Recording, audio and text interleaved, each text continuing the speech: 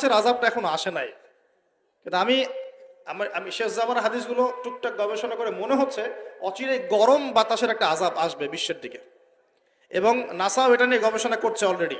সূর্যের মধ্যে অনেক রকম বিক্রিয়া হচ্ছে, তেজস্ক্রিয় বিক্রিয়া হচ্ছে ইত্যাদি, হিলিয়াম গ্যাসের অনেক বিস্ফোরণ হচ্ছে। এগুলোর ওয়েভ বা ফ্লোটা আস্তে আস্তে পৃথিবীর দিকে ধেয়ে আসবে। নবীজি বলেছেন ফালইয়ারতাকিবু ইনদা যালিকা রিহান হামরা। এই রিহান হামরা কথাটা এই হাদিসের মধ্যে আছে। তিরমিজির 2211 নম্বর হাদিস এটা আছে। গরম বাতাস ধেয়ে আসবে পৃথিবীর দিকে, গরম বাতাসের আযাব। গরম বাতাসের আযাব আসবে, ওয়াজালজালা এবং ভূমিকম্প। অন্য হাদিসে আসছে সানাওয়াতু জালাজিল, ভূমিকম্পের বছরগুলো। আর আসছে মুতানুন শাদীদ, বড় মহামারী। আর খসফুন মানে এই যে জমিন ধসে যাওয়া, মাসখান মানে চেহারা আকৃতি বিকৃত হয়ে যাবে। আর কযফান একটা আছে, কযফান মানে পাথরের বৃষ্টি বর্ষিত হবে। এই আযাবগুলো কখন আসে? এই পাপগুলোতে মানুষ যখন লিপ্ত হয়। ঢাকা শহর ভূমিকম্প প্রবণ এলাকা না? ভূমিকম্পের যে পাপগুলা, সেই পাপগুলো আমি কিন্তু একটা লেকচার আলোচনা করে আসছি সিলেটে, দেখে নিন অনলাইনে। 15টা থেকে 20টা পাপ আছে। এই পাপগুলোতে যখন একটা জাতি লিপ্ত হয়, আল্লাহর পক্ষ থেকে আযাব আসে।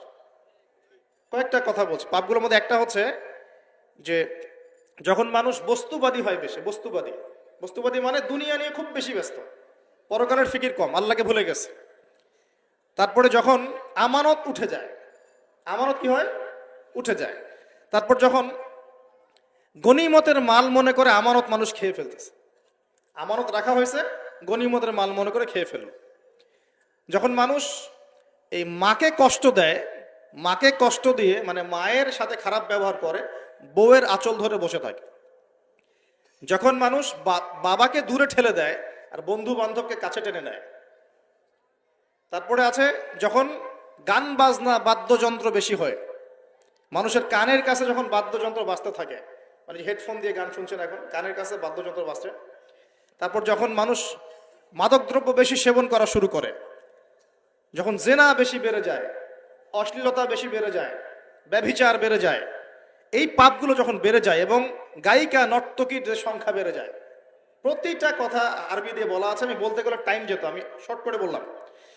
এই কাজগুলো যখন একটা সমাজের মধ্যে বেশি হয়, তখন ওই জায়গায় আল্লাহর পক্ষ থেকে 2টা মারাত্মক মানে আযাব আসে। তার মধ্যে একটা হচ্ছে মহামারী, আর একটা হচ্ছে এই ভূমিকম্প। আর ভূমিকম্পের সাথে চলে আসে ভূমিধস, মানে ভূমি ধসে যায় এবং চেহারার আকৃতি পরিবর্তন হয়। আর একটা কি, হ্যাঁ, গরম বাতাসের আযাব আসে। এই গরম বাতাসের আযাব